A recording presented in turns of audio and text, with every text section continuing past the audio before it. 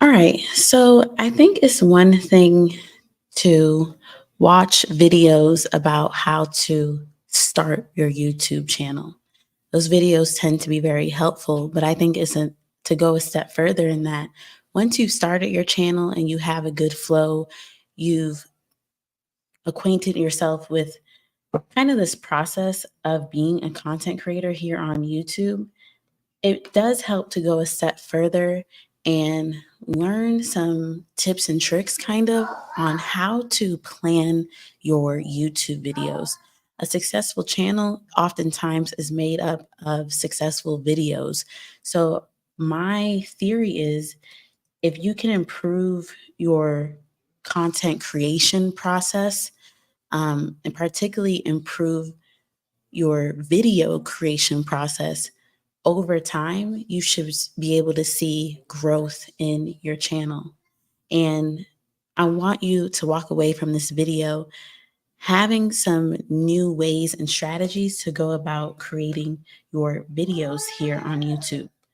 So I'm going to just, you could feel free to ask any questions. Please ask any questions, put that on the screen during this video if you're here live, and you can always leave questions down in the comments if you're watching on the replay. So I know a lot of new creators, people in the process of building their YouTube channel in those early phases. You oftentimes have a full-time responsibility, whether that be a job or you're similar to me, and you may be a full-time parent, mom, dad, your work is mostly in the home, whatever the case may be, you don't have all the hours in the world to put towards your YouTube. And again, that's where learning to be an efficient planner when it comes to your video can really help you. If you work a 9 to 5, if you work a 9 to 5 and you have a family, I'm just talking about the people that have other responsibilities, but they're doing the work to build their channel. And I have an amazing person that's going to be joining me today on this video. She fits that description. She works a 9 to 5. She's a mom. She takes care of her household, and she is in the process of building a very successful YouTube channel. Her name is Brianna, and I will be bringing her on in just a second. But I just want to say this conversation between me and Brianna is really going to be eye-opening because she has an amazing process for planning out her videos, and we're going to be getting into that right now. So let me bring on Brianna for us. Brianna, can you hear me? I can. Hello. I'm so excited to be here. Yes, I'm excited to have you. So tell us a little bit about yourself. Tell us about what type of content you create in your channel. Yeah. Yeah, so as Nala already said, I'm a full-time working mom. I wasn't like that when I started my channel.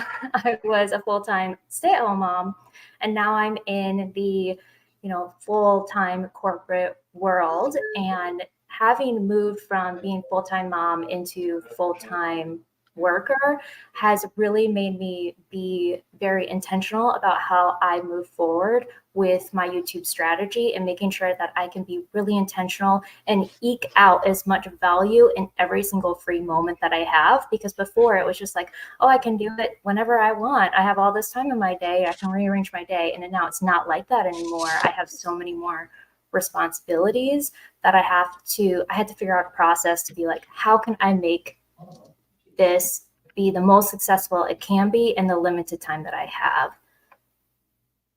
Yes, I think that's a perfect way to put it. So let's just jump right in, Brianna. And you guys, we talked offline. So a lot of what we've said offline, we're going to bring here to you. And there is a distinction between content buckets and content pillars. But before we get into that specifically, Brianna, when you got started with your YouTube channel, how did you figure out what did you want to talk about on your YouTube? Because a lot of creators struggle with wanting to talk about everything. And I know you mentioned that. So yeah, how would you answer that question? Yeah, I started out doing all the wrong things.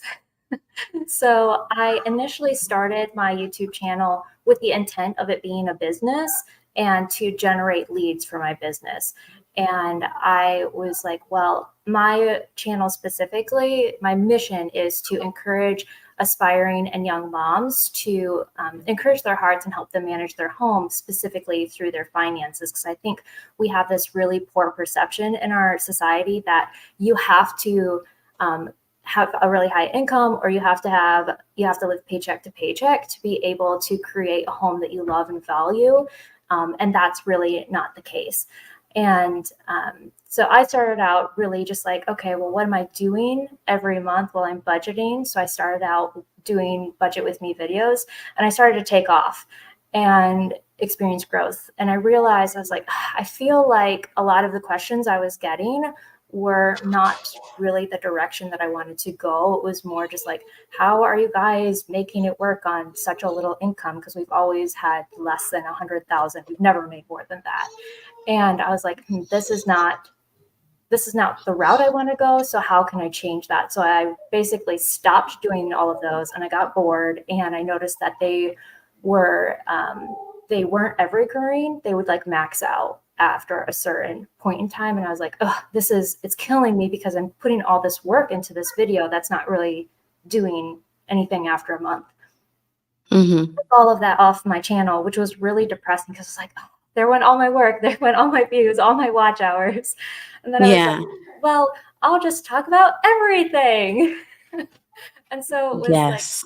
I felt so lost because it was like, I can talk about everything, but then it was like, I felt like I don't really know which video to sit down and actually create because there were so many different topics that it was like being lost because there's so many options and no clear Yes. direction.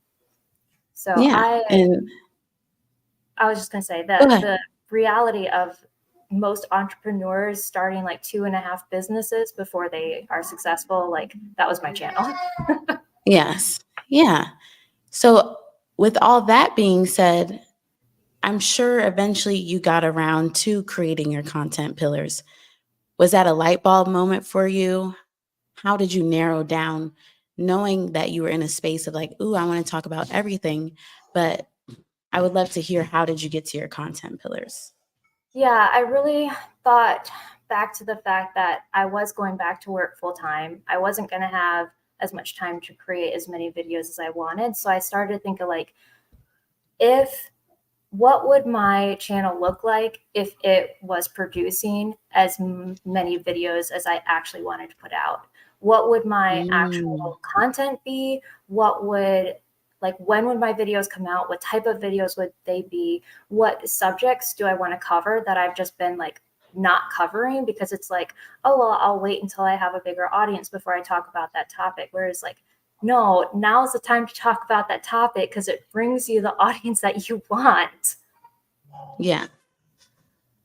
So one thing that I heard you say is like, you put yourself in a state of mind of essentially already being successful with your channel, because to the point of managing a lot of different responsibilities, it can skew the way you go about planning your videos and your content sometimes. But I love how you kind of tricked your brain into thinking, no, come up with these ideas as if I was able to give my full attention to my channel and post as much as I want. So I think that's a true gem right there. Um, so in terms of content pillars versus content buckets, what would you say that difference is? Yeah, that I heard someone talk about a content bucket, and wasn't really well defined. And I was like, how is that any different than a content pillar? So I walked away from the video, and I was like, and it kind of mulled on it for a little bit, and I was like, oh, this is how you do it. This is how you plan your content. So content pillars are subjects that you talk about. Content buckets is the format that you repeat to Mm, deliver a specific value as you talk about the different content pillars or topics on your channel. So it's like, instead of approaching each video and saying, oh, well, I'm going to talk about this topic and I got to figure out how I'm presenting it and communicating that value and like demonstrating this idea, it's you follow the exact same process, the same outline for that bucket, that category of videos. So you're not starting from the drawing board from scratch every single time. Yeah. And when you had shared that to me, it was like, I was like, wow, it actually really helped me because I never heard, like you said, content buckets being clearly defined.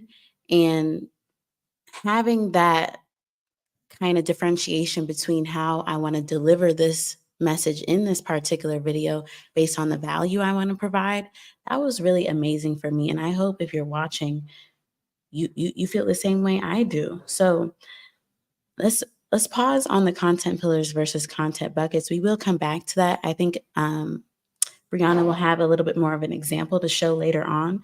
But I want to get into the topic of topic ideation. For me, I've had a handful of people ask me about how do I come up with the topic for my live streams, for example. And Brianna has her own way of topic ideation that I'm excited for you to share with us. Yeah, so I kind of came up with this idea from the fact of like, I knew that my time was limited. And so I was like, how can I become the best organized to use my time to the fullest potential? So I'd heard about Notion, never used it before. And I ended up creating a Notion template that allowed me to just like dump the idea or thought that I had when I initially popped up in my brain. And then from there, I could actually, once I chose to create the video, fill it out and kind of flesh out the video. So that way, when I actually sit down to turn the camera on, I know exactly what I'm talking about. And there's not all of this fumbling around trying to figure out what's the main point of what I'm trying to say here. Yes, and I have a similar process as well, and I use Notion as well. I, if you aren't familiar with Notion, it's basically a mega note taking app, and whatever works for you in your process. The main takeaway for this point, when it comes to coming up with ideas for your videos, as someone who's busy, as someone who constantly has multiple things running through your mind, maybe you've heard before that saying like your mind is a terrible place to store things. It's not made for storage. So if you can create a place, whether that be in your notes app or on Notion or somewhere, a Google Doc, to if an idea for a video comes to your mind, you can just place it right there and know when you're ready, you can come back to it and flesh out the idea similar to what Brianna said. Um, Also on the topic of coming up with ideas for your videos, Brianna, were you ever stuck with that process? Like, did you ever have a point in your channel where you're like, I have no idea what I want to talk about? And if so, did you rely on your content pillars to help you? Like, can you draw a connection between content pillars and coming up with ideas constantly for your channel? Yeah, I think after I really gravitated and kind of connected to the idea of these content buckets, I sat down and I was like, kind of thinking back again to what do I want my channel to look like? What type of videos do I want on my channel if my channel was successful and had 1 million regular subscribers? And I already kind of had these ideas, but to me, I've always thought of them as playlists because they were going to be delivered in a certain manner. So some people might have thought of playlists before as like very topical, like, oh, you just group these random videos based off of topic. Well, no, it's not just topic, it's also delivery and how that's presented. So once I was like, okay, I have these specific things that I want to talk about. And then it was like, which ones make sense to be done like weekly. So I have a weekly series. That's my like one weekly bucket. And then I have a monthly series. That's another bucket. I have a like a certain another bucket that I'll do when I go live. That's more of a workshop when I start implementing that on my channel. And then another bucket that is, you know, a few other different topics that are going to be presented in a different manner than the other kind of buckets that the other buckets that I'm doing. And you kind of want to have like no more than 4 buckets, because when I'm thinking of my buckets, I'm thinking like, okay, one's weekly, one's once a month, maybe once a quarter, and then the other one you kind of fill in the gaps. So again, it's not just necessarily playlists and it's not necessarily content pillars. It's the fact of like, when I make this video, I know exactly what I'm going to say. The outline is the same. I might be talking about a completely different topic. I might be talking about, you know, a different subject, but the way that I'm delivering and formatting and presenting that information is the same. So my audience can come to expect to know like, oh, if they grab this video that's in this playlist, they know that this video, they have an expectation for what that video is going to be, just like I'm going to have an expectation when I sit down to record it. Yeah, and I love that so much because I think it's going to even make my process of creating videos a bit easier. On that same um, topic, I guess, I remember you talking about, you know, your monthly video or your weekly video or your live stream, the way that's delivered has a connection to the value you're intending for your audience to receive from it. Can you speak more about that? Yeah, so I figured out that I was getting so frustrated with feeling, I think that there's a really challenging part in content creation where, because we're all like measured by the same metrics, it feels like we're not as successful as someone else, and whether that person started before us or after us, when in reality it's not the same. We're not being graded on the same thing. So the way I had this like epiphany, it's like, okay, we're all artists, we're all creators, but we're creating completely separate things. Like I feel like Nala's over here creating something out of marble and she's sculpting a beautiful creation, and I'm over here creating something completely different. Maybe it's out of paper mache, you know, maybe it's out of paint, but to say and grade myself to say like, oh, well, my artistic channel, my masterpiece should look exactly like Nala's is not realistic because we're not creating the same thing. And I realized that because my channel doesn't have the same intent as everyone else's, I needed to have a very specific purpose for each video. So some of my videos are some of you may have already heard like the Help Hub Hero technique to your channel. Yeah. And I was always like, well, I don't feel like I can really plan to make a hero video. Like that kind of eludes me. So it was more like help and hub. But there's other values that can be demonstrated in your video. And I was like, I need to make sure that each of my videos has a very specific purpose so I can measure my video success based off of the intention of why I'm making that video. So some of my video buckets, their intention is to be SEO. Their intention is to grab viewers and to get higher views than some of my other buckets, because their intention of those videos are to build a community because they're hub videos. And I can have a better expectation of myself to say like, okay, these videos didn't fail. They did exactly what they were intended to do because they're not intended to grab a large majority of viewers. They're intended to build a connection with the people that are on board with what I provide and the value that I have. Yes. And just for when what Brianna said first landed on my ears, it took a lot of pressure off of me because I feel like I would go into every video I create having kind of the same expectation, whether it was conscious or subconsciously.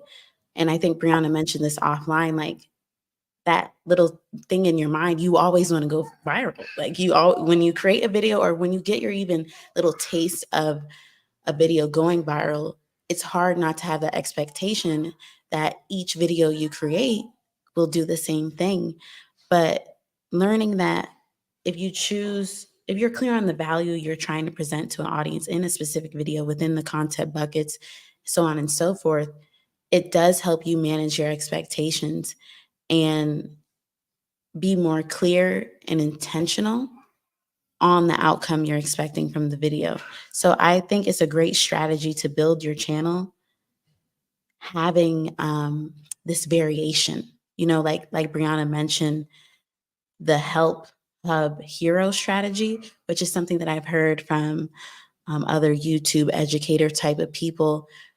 But essentially, it just means not every video should have the intention to do the exact same thing. As Brianna just mentioned, the hub videos, that's to nurture your already existing community. The help videos, would you say those are the ones that you want to kind of do well in SEO?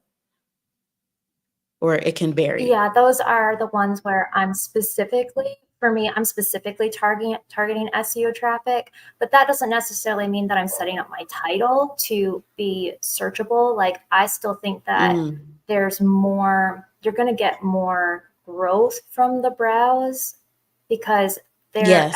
at my stage, I feel like there's way more people answering the exact same thing that I would have to say in a search based, generated title that's going to be way above the quality that I can produce. So I'm going to be thinking about what are the videos that people are gravitating towards because they're like interested in, and they really need the help on that specific they need topic. the help on that specific thing. Like, I'm not necessarily like hanging out with them just to like, build a relationship and just like spend time with them. I'm just like, I'm here to solve a very specific problem. Yes. Here it is in my style, but I'm targeting the homepage, the browse feature, and not necessarily saying like, I'm going to label this video how to solve this problem type of thing. Right. I think that's a great point, because I feel like common knowledge, or maybe older YouTube channel growth knowledge, was like, make sure your title is loaded with a bunch of SEO friendly verbiage. But to your point, if you want to go for that SEO, cool, but you are more likely as a newer channel, as a channel growing, to get more eyeballs on your video if you're going for that browse. And I like that we just kind of just broke down, if you want to make a help video, that doesn't necessarily mean have a SEO heavy title. Still be thinking about, okay, where do I truly want this video to show up at? And then like with the hero portion of it, I think those are the videos you make that you can't make a viral video, right? You can only make videos. But a hero video is, I think those ones are meant to try and maybe capture a newer audience or a different segment of your audience. How would you describe the hero I feel like videos? This is why I'm not using the hero strategy, because I don't feel like fully define what it means, because it kind of seems like it's almost like it happens by accident. Like, you can try to make a hero video, you can try to go off of the trends, because if you follow a trend, then you're more likely to kind of like go viral. And I'm just kind of like, I'm not at the point where it's not the best value for my time to do a trend that feels like it's not part of the culture of my current channel. So I'm just like, don't even worry about that right now. As you were talking, I remembered why it's called a hero video is because if this video, to Brianna's point, does do well, it's a hero for your channel because it's going to bring in subscribers. It's going to bring in watch hours. It's going to bring in more visibility for you.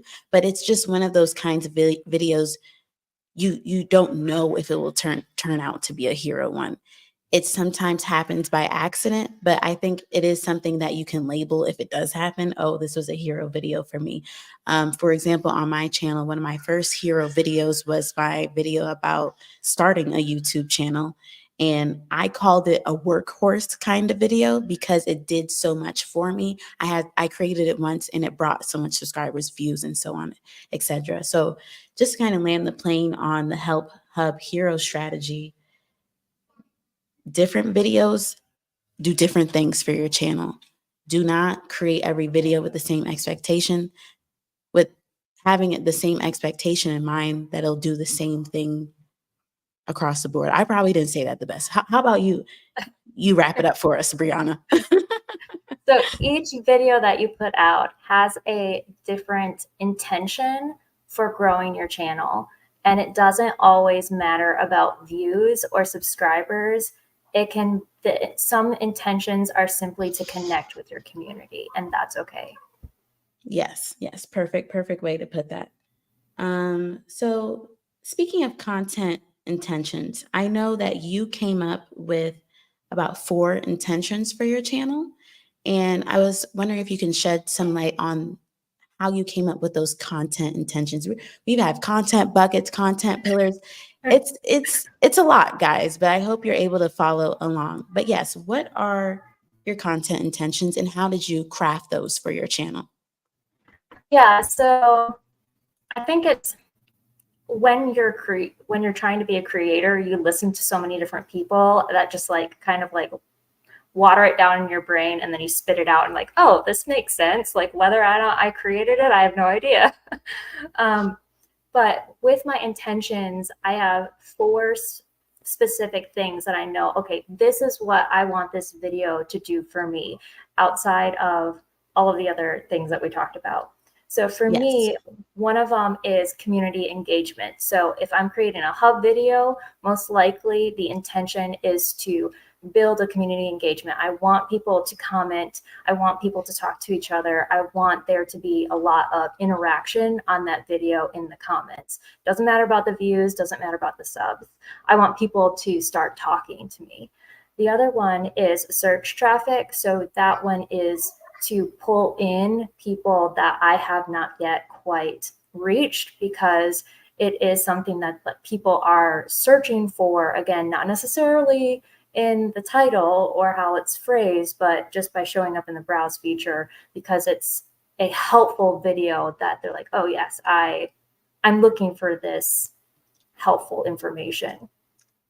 The other one is a business lead. So for me right now, that could be as simple as like, hey, subscribe to my email list, subscribe to my channel. It doesn't necessarily have to be a business lead as in like, go to my website and, fill out a lead card or whatever, like be part of my sales funnel. I'm practicing basically providing enough value that at the end of my video, my intention is to try to get someone to connect with me on a deeper level that will end up being an avenue of my future business. And then perfect way to put it. And then the 4th one is simply soul or creative spark. And I know I heard like someone else mention this on their videos. I wish I could remember her name, where she talked about like sometimes we just need to do a video that's outside of our niche for our own like creativity and ability, and how many other Katie people. Steckley. Yeah, she is a big person. Yes. I've heard her say that. You may have heard her say that, but she's the advocate of that. Another one. I want to say her last name might be Lynn. Oh, April. I was thinking you were thinking of April Lean Alter as well. I can't remember. I've only it was probably the only video of hers that I've watched. Whereas like sometimes our audience wants to see something new, and we could say something that really resonates with them that we hadn't talked about before, because it's not a main topic. It's not a main pillar that we talk about on our channel, and we just need to do it to stay creative. So that way we don't, burn ourselves out and get bored. Exactly. So just to kind of reiterate, the examples of content intentions for your channel could be to build community, search traffic, business lead, creative spark. I loved when Brianna shared this with me because, again, it just helps with managing expectations and helps with taking less of the focus on the numbers and the number-based performance of a video, and measuring the video based off, did it build community? Did I get some engagement in the comments? Were people reaching out to me? Did it result in more search traffic? Did the video connect with someone so deeply they may be interested in what I have to sell later down the line? And the creative spark. I like I mentioned, like I've heard that one before, but to just see it put into this context of a content intention, when you know you're creating a creative spark video, that should be one of the ones where a lot of the pressure is taken off. It was more for you than for anybody. I want to see what you guys are saying. Lavender just kind of gives you your flowers a little bit. Brianna, she says, great way to look at it. And I'm sure she's talked in reference to one of the things we've gone over already. Champagne says she's really enjoying these lives. Thank you. We have a good afternoon and a hi, everyone, from Sine and Maggie. Let's talk about diabetes. Says my videos have been so motivating, and she's planning to do a live stream challenge. So wonderful, guys. I'm happy that these are working out for you. I want to talk a little bit about, shine a little bit more focus on the whole comparison type of thing, because we got into a space of how to essentially think about planning your videos in a way that you aren't as concerned with the numbers. But Brianna mentioned earlier, when you're a new creator, you're growing your channel, comparing yourself to someone else's growth. It's a realistic thing that happens. You're scrolling on YouTube and you see this person's video pops off. Why doesn't my video pop off? And I just want to ask you, Brianna, how have you been able to deal with that? And most importantly, not let that interfere with how you go about planning out your videos. Yeah, it has been a struggle. I'm not going to sugarcoat it and say like, oh, I figured it out. I'm never going to have this problem again. Because Right. I think it is a reality. And I think, unfortunately, there's that, like, we are human and we can understand something logically in our brain, but our emotions haven't quite caught on board and like said like, oh yeah, let's follow the logic here. Right. So there are the times when I am just like, you know what, it sucks. And I can let myself be sad for, a period of time. And I'm gonna feel that emotion, and that's okay. That's healthy to feel that emotion. I don't want to just like, brush it aside and pretend that I'm not feeling it. But at the same time too, I can't let that paralyze and stop me, because the only way I'm going to move forward is by telling my story and connecting with my audience and like providing value to the people that I'm trying to serve. And it has helped having that analogy of like the reality of we are creating completely different things, and it's not fair to compare my channel to someone else's, because they might be working with a completely different tool. They might have more time behind them. They might have more money behind them. Like, we can't see that on this side of the screen. We can't see, do they have an editor? Do they have a team? Do they have more time available than I do? It's just not fair. And we sometimes don't really think about all those variables when we are looking at the numbers. We're just assuming that everyone's situation is exactly like ours. And then we're expecting to have the same measure of success when we're not working with the same tools. So we can't expect the same results. Right. I completely agree with that. And honestly, I feel like the things we've discussed so far is truly going to help me decrease the natural comparison that tends to happen sometimes.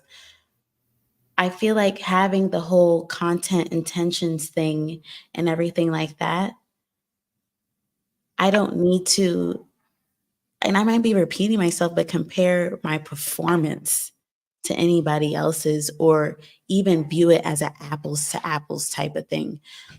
When it comes to creating these live streams and everything like that, I really had a chance to recognize my own individuality and uniqueness in this YouTube space. And so I think that's a byproduct of going live, if you haven't already, especially if you do a challenge, a 30-day challenge, something you have to do back to back. It cuts out that overthinking type of thing. And it decreases the even a chance to begin to compare, because you just don't even have time. You have to just get the next video out, and how it goes is how it goes. So I did just want to take a moment to acknowledge comparison is real. And when you're coming up with your videos, you may think, let me create a video like somebody else's because I saw that it did well for them. But you have to, you can be inspired by someone else's video, but you have to still keep in mind your intention and your purpose with the content that you're creating. Sine says, you're so right. Liz, hello. She said, I was feeling defeated a bit because I feel so far away from my next milestone. I had to remove the YouTube Studio app from my phone. I just need to focus on my next upload at the moment. And to this point, this video is about really honing in on your creative process, how you come up and plan your videos. When you're more focused on that, you have less time to focus on the YouTube Studio app. So I want to take some time, Brianna, if you don't mind, can we get into your Notion? Can we get into how, like, your blank slate, when you're coming up with a video, what are some of the things you're thinking about in regards to planning that video? Yeah, And I'd I love to will, share. okay, great. So I will add to stage your Notion right now. And let me just remove this comparison is a joy. All right, so this really came out of, like I mentioned before, if you're just happen to be joining us at this point in the video, where I was like, I need to be more efficient at this. So I have set up a template. So this basically kind of tells me whether or not I'm working on a video, so that way I can track it along in the process. It has my specific content pillars. So these are the things that I talk about on my channel.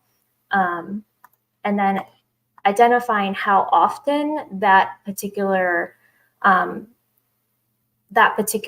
of video is going to be done. So for me, since I'm creating my playlist out of my buckets and how I'm going to be presenting that topic, that's why I have my it's labeled playlist instead of buckets. So these are some of the things that I'm like, okay, this is the type of video that I want to do. This is, and I already have an idea in mind as to how it's going to be presented, and it's going to have the same format each time. Can I ask you a question? Can we go back to your content pillar category? Mm-hmm. So I see you have 4 content pillars. I've heard people say you should have 3 or 4 content pillars. Was it hard for you to come up with these specific topics? Or once you how did you come up with your content pillars? So when I first created my channel, it was like, I'm just going to talk about finances. And then when I was like, I'm going to talk about everything, I was like, I'm going to talk about parenting, and I'm going to talk about money, and I'm going to talk about faith, and I'm going to talk about who knows what else, homeschooling, whatever. And I think when it was more of like, I need to be very intentional about what is the point of my channel? How is this actually going to, how do I want to make this a business, and what is the best way for me to do that? I was like, okay, I kind of looked at the types of videos I wanted to make, and I was like, what are the 3 or 4 main themes out of all of those videos that I can say, like, this is what I'm going to talk about. This is my main point. And it's not to say that I'm not going to talk about any of those other things. Like, you need to demonstrate your value to attract the audience that is similar to you that you're going to serve. So, but it was like, it's not that I'm not going to talk about those things, but that's not going to be the main focus of each of my videos. So having a very clear point to each of them was how I identified what my specific content pillars were going to be. Even though I'm going to have several different playlists or several different buckets as I expand out my channel in demonstrating that value to my audience. So that makes a lot of sense. So what I'm hearing is finances could be considered your niche, because we hear, if you're over, I often say, if you're over here listening to me, I'm going to say you need to have a niche. So you can have a niche, you can have a focus for your channel, but I think if you can kind of hover over your content pillars for a second, your content pillars are the main themes within that niche that you kind of want to focus and surround your channel about. And I just wanted to make that connection as crystal clear as possible, because you can discover your niche, but still find yourself at a roadblock and still asking yourself, okay, what do I talk about on my channel? And find yourself still feeling like I'm all over the place. But if you can figure out some like 3 or 4 main themes, and then just get some simple titles here for your content pillar, it will help give that focus and direction to your channel. So wonderful, Brianna. Thank you for taking that moment to clarify this. So you were on, I think, playlists. Yep. So here are, like, again, similar to my content buckets. Now I have a lot in here because I'm just like dumping some of my information. That's one of the nice things about Notion, is you can like put it in there and then you can adjust it without screwing up your entire template. So some of these are like, oh, they might actually, be paired together, or they might have the same presentation style and how I'm demonstrating or communicating that outline of that video to my audience, even though it has a different like topic or playlist. Then here is the value that I'm providing to my audience or my viewer in that specific video. Is it inspirational or motivational? Is it entertaining? Is it relational? Is it educational? And then this is a new one that I just realized is people really like journeys. They like feeling like they're watching you go through something because they can relate to it. So anytime that you can say, hey, this is something that I'm doing that relates to the topic, whether you're a novice in it or not, it's like they can be like, oh, I'm going through the same thing.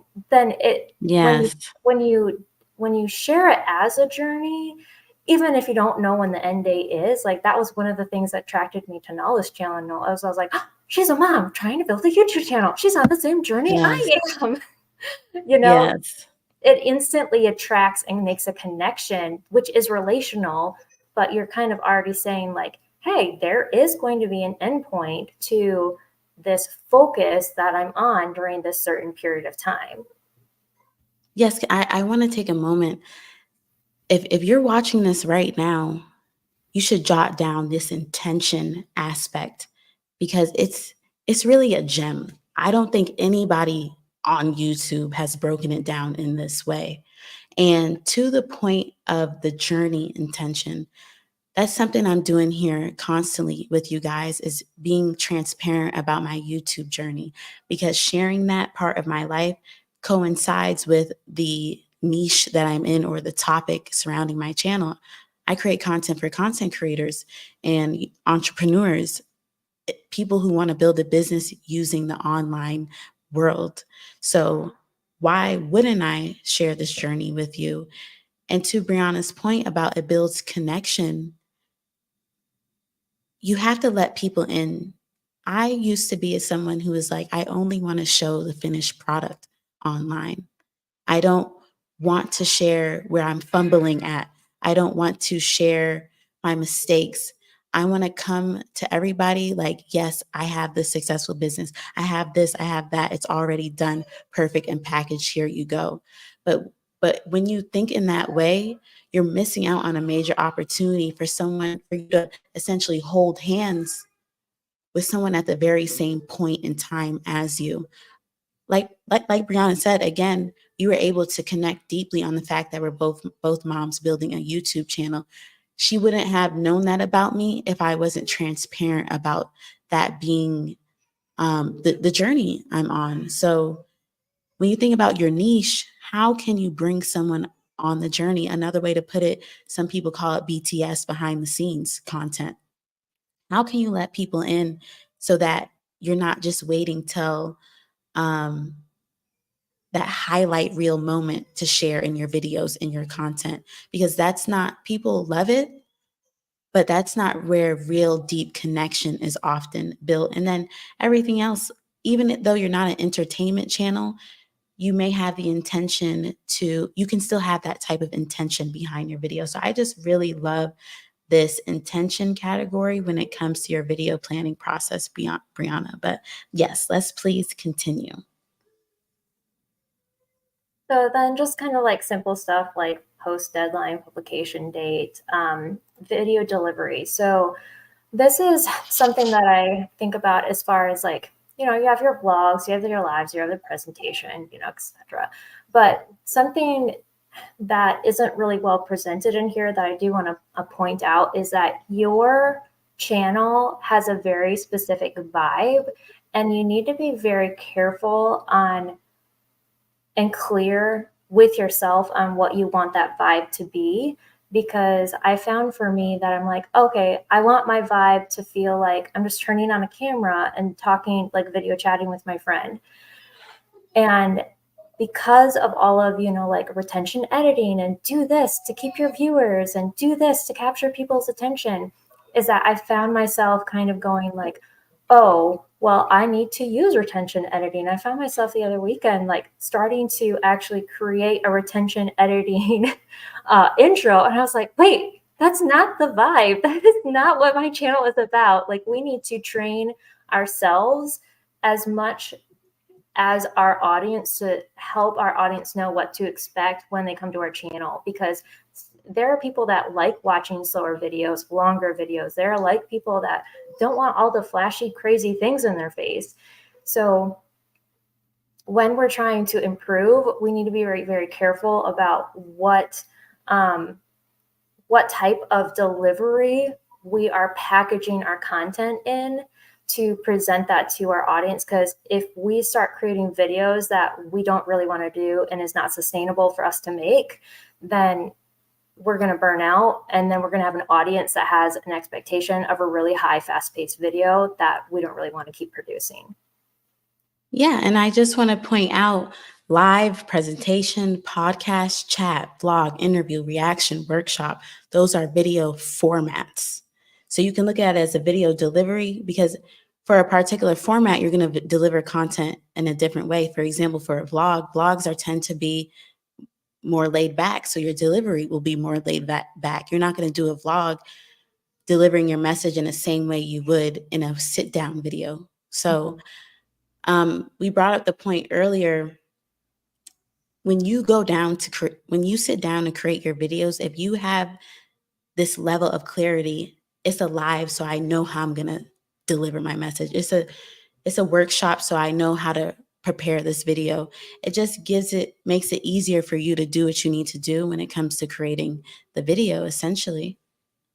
So yes, you can go ahead and continue, Brianna. And then I have my expected performance. So again, based off of whether or not it's a help hub, what is the intention? How is this building my community? How is this growing my channel? I already know, okay, this is going to perform poorly. It's not going to get a lot of views, and that's okay. And then I have post performance, like how did it actually do? So I just made a video last month that was like, okay, the intention is SEO. I am not really expecting it to go anywhere. I expect that it will get views over time. Like, it's not going to take off.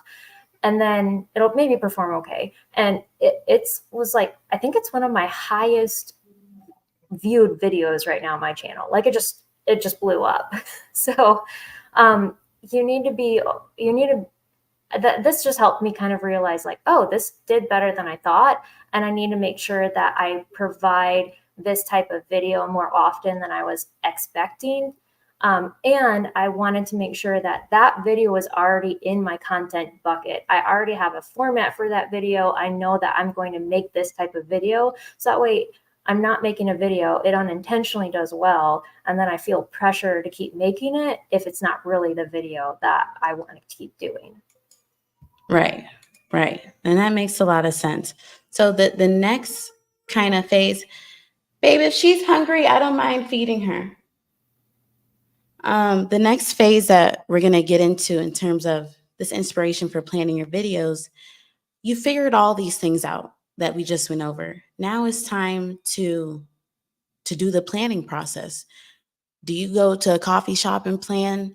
Do you plan in between meetings at work, in between while your child is napping like I do? This is a great example, what we're about to get into, of how you can go about planning out the video and essentially making it come to life. So proceed, Brianna. So since I have an hour lunch, I usually open my computer and I eat lunch while I'm actually like working on this aspect of my video. And I'm not a content I don't batch my content. I find that really to be very challenging. So I bake it into my schedule. So I have a specific day of the week that I record. I know exactly what time I have to get up. Like for me, like today, it was recording day for me. I got up at 4:30. Like that's the time that realistically works for me in my schedule. And when I was at home without my kids, not working a corporate job, it was filming at like 12 o'clock at night and I'd stay up till 2 editing, so it's different for everybody, but you got to figure out where it works. So the first thing I do is like, if I'm in a situation where I don't have a lot of time to flesh it out, I will just like dump it into the idea dump section. And I'll come back to it later. Sometimes I'll put several video ideas in this section because I don't want to put pressure on myself to fill each of these out if I don't have a lot of time. What research am I doing in regard to this video? Does there need to be research? Sometimes there just needs to be like what is the definition of this word? What other videos are getting good views on this topic, etc. I try to think a little bit about the thumbnail concept. For me, it is a little bit hard because I'm not a big fan of my thumbnails right now, but I want my thumbnails to be very similar to what my actual video looks like, especially on my hub videos where it's not, remove background, a lot of overlays, etc. So I could try to think about like, what emotion am I going to be portraying? And I always take my thumbnail picture immediately after my video, because sometimes what I think I'm going to be doing for my video ends up in a completely different direction and I have to take another one. So I've just learned, just take it at the end, because then I know really what I've actually talked about. Yes, can I just interject for a second? Yeah, Because please. I've noticed with live streaming every day, prior to doing this, I would, because it's common advice, plan thumbnail, title, topic.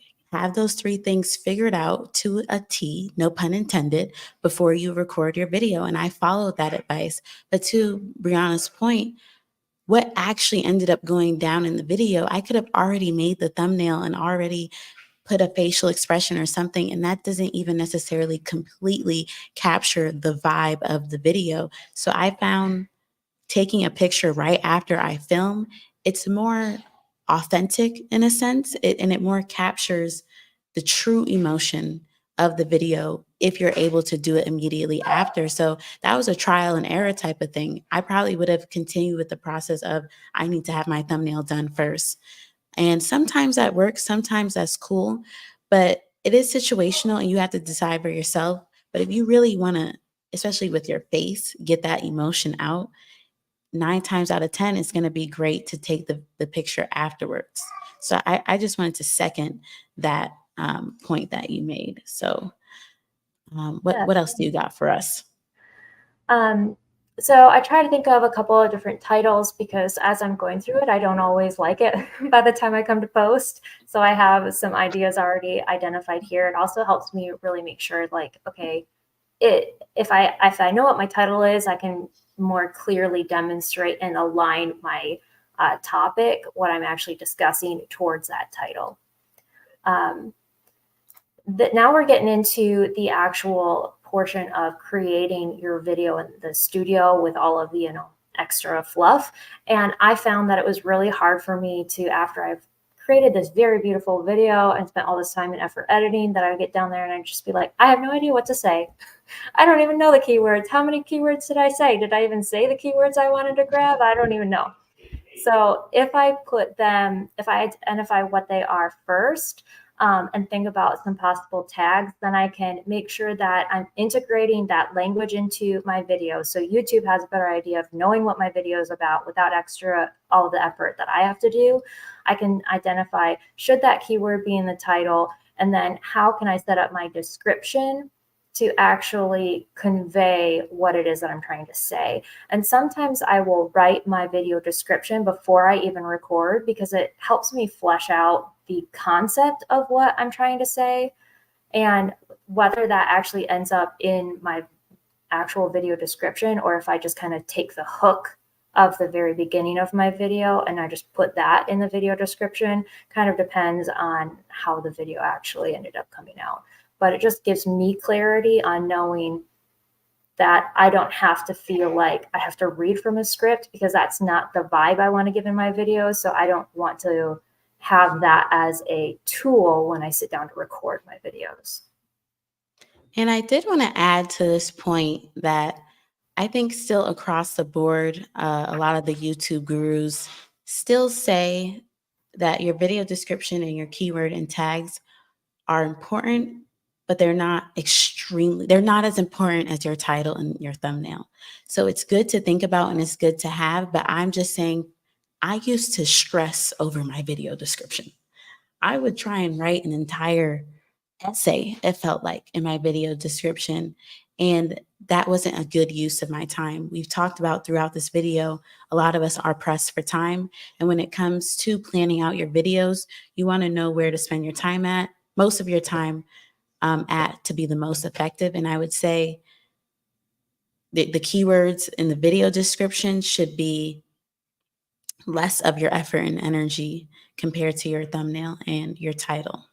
Yeah, I agree. That's a really good point to make, Nala, because for me, I was recognizing when I would sit down to make a video, as it felt like I had a really hard time grasping the concept of what I was trying to say and communicate in the video. Like, and that this wasn't necessarily so much for optimizing my video after the fact. It was more so for me to get clarity and have some kind of rough guidelines on how can I best make sure that the message that I want to say in this video is accurately and clearly portrayed, not necessarily that I am optimizing my post video, that I'm taking time to optimize my post video. Right. Can it do both? Great. Yes. And there are some videos that I make now that I have a very clear content bucket and I know the exact outline for every video that I'm doing. Like, I don't even fill this in. Like, it's there if I need it. If Right. I need that clarity, but it's not something that I'm like, oh, it's there, so I have to fill it in each time.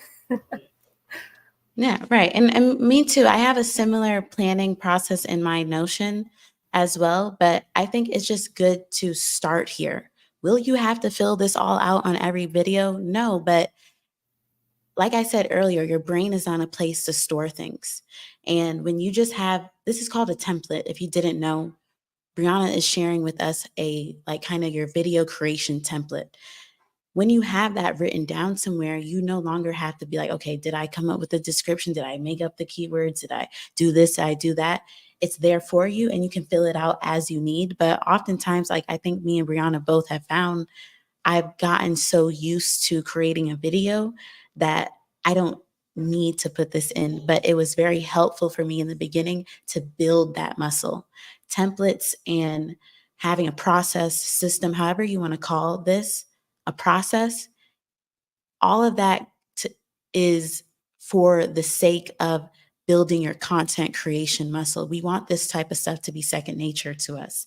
We don't want to have to spend unnecessary brain power doing something basic as planning out your video. So, yeah. Yeah. So what else do we have here, Brianna? I try to think about like what I can say as a pinned comment. I don't like to want to have to do this at the very end, because then sometimes I can work it in as an intentional call to action and then have it repeated in the comment as a reminder. And then these are some things that I've heard a lot of other people say that I'm like, okay, if it works, then great. And if it doesn't, fine. I just wanted a place to, like Nala said, to store it. So what Right. is my opening hook? And hook for me means help one other kind of person like me. It's not trying to to bait and switch someone. It's not trying. I get overwhelmed with the idea of like trying to master my perfect hook, and Yeah. like I have to talk to one specific person. Well, it's okay if that person is different from the last video that I made to help a different type of person. Like I'm talking to all moms, but all of the moms that I'm talking to might not all have the exact same problem or need the same advice in each video that I put out. Um, and And then on the kind of topic of, similar. I'm sorry, one second. On the topic of No, your it's okay. hook, this is something that is kind of new in the YouTube space.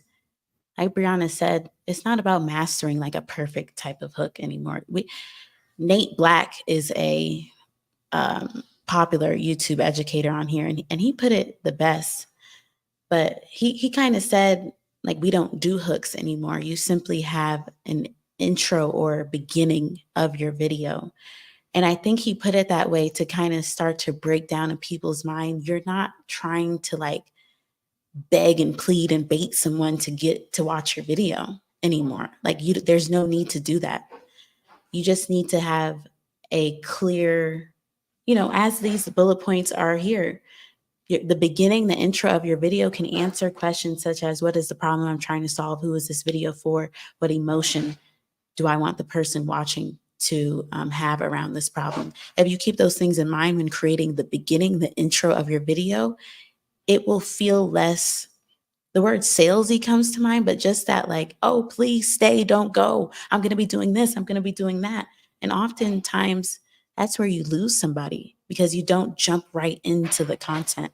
But when you think of the beginning of your video as simply the beginning, someone can be like, okay, we're going to get started soon. I know what I'm here, like what I'm going to get out of this video, and I'm ready to get to it. And I hope that makes sense. Yeah. Um, so my outline I don't use a ton anymore now that I said that already, but anyone for rejoining us now, now that I have my buckets. But I do use this as a reminder to make sure that I'm staying true to my presentation style. And for me, it's like it's a video chat with a friend. I need to assume that she likes hanging out with me because a lot of times I've come to my videos and I'm just like, oh, I hope they stay. Like, I don't know if they like me. Maybe they don't. Maybe this is going to give a reason for them to stay. Like if I would stop and stutter and pause and re-clarify my thoughts in my video chat with my friend because she values hanging out with me, then that's what I need to actually do and present to the other person on the other side of the screen because she wants to be my friend. She cares what I have to say and what I think.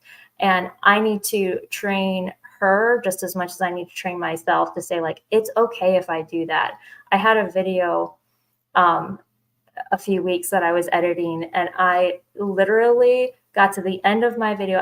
So I want to be able to turn my camera on, go through exactly what I want to say, not pause and stutter and take several takes. It's just going to be a flat recorded video. That's what I want to get to. That's what I want to do. And I literally blanked in the middle of my video. And instead of cutting it out and restarting over, because that's kind of what happened, I put a little pop-up that said, wait for it, ... And you could see where my mind went blank.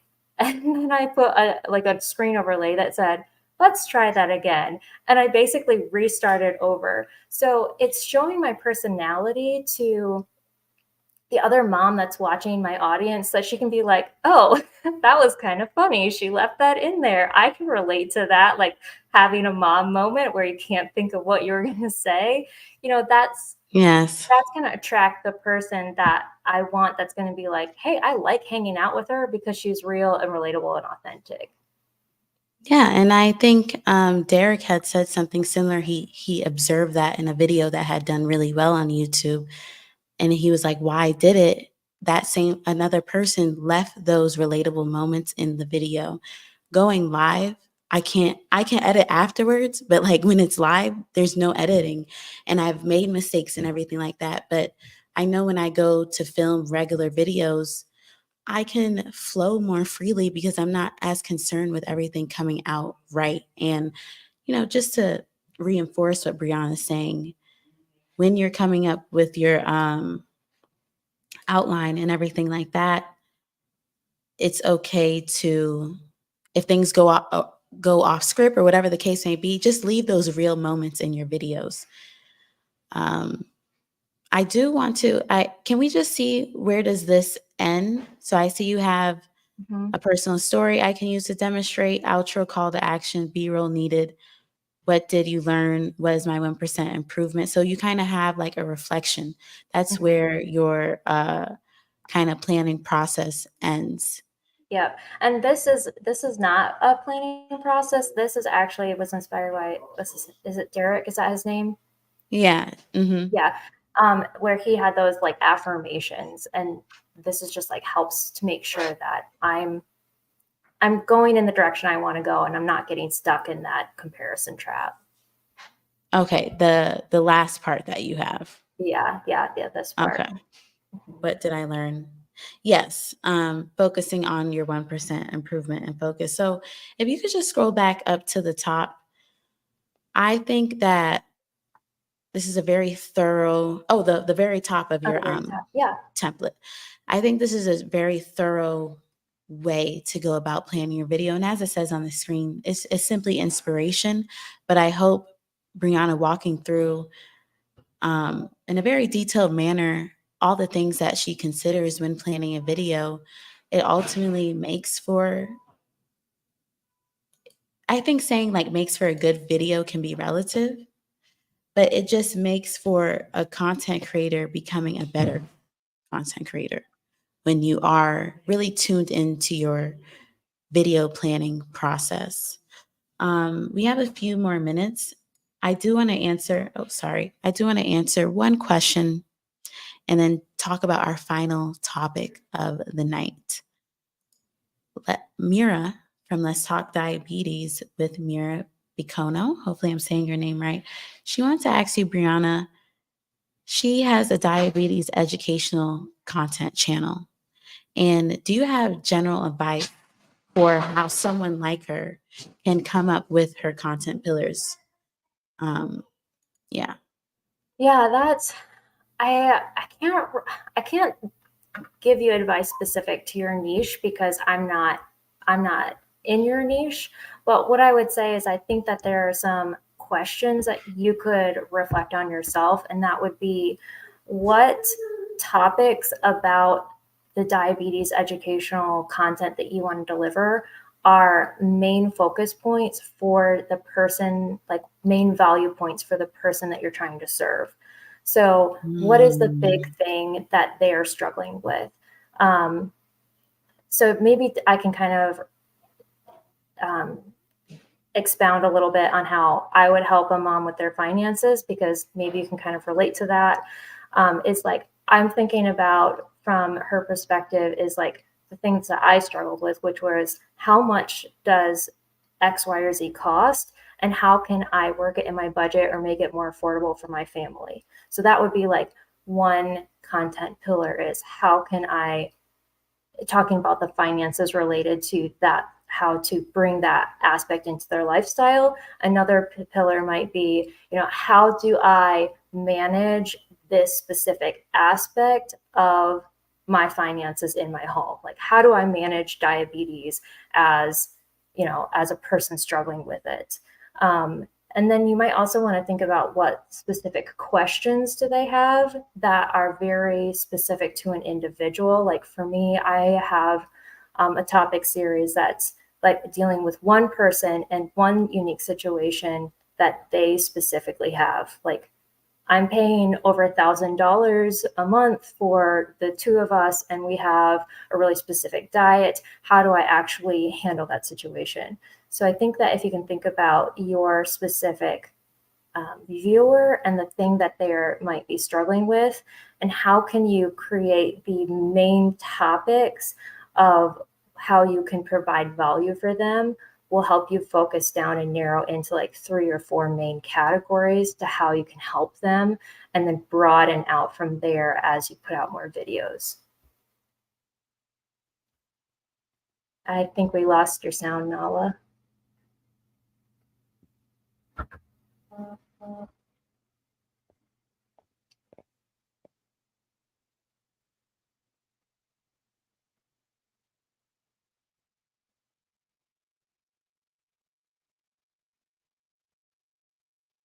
Can you hear me? Oh, got you back now. I know the audio probably doesn't sound as great, but I was just going to relate what you said to the importance of knowing your audience and knowing who you want to talk to really helps you create those content pillars. And you basically said that, but it's hard to come up with content pillars when you don't know who you want to talk to specifically within a niche, and you don't know exactly how you want to help them. So Mira says that was very helpful, and I agree that it was. I'm going to fix my audio, but our final topic of our session has to do with a very important word that Brianna brought up, and it's culture. She brought this up when we were offline, and I think it was having to do with thinking about like what is the culture of your channel, what is the culture you want to have in your videos, um, something like that. So if you could just speak to that, Brianna, I would love to hear what you have to say. So my channel is big on creating a culture that you want, that you value in your home through specifically finances.